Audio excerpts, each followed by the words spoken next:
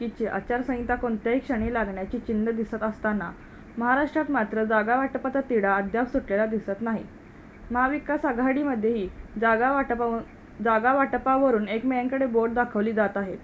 दरम्यान प्रकाश आंबेडकर यांनी काँग्रेसचे प्रमुख मल्लिकार्जुन खरगे यांना पत्र देऊन महाविकास आघाडीचे काहीही हो, काँग्रेस व वंचितमध्ये जागा वाटपाबाबत चर्चा करून एकत्र निवडणुका लढवण्यास तयार असल्याचे कळवले आहे.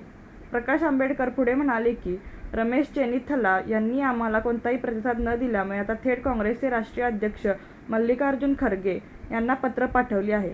या पत्रात आम्ही सर्व माहिती देण्यात आली आहे.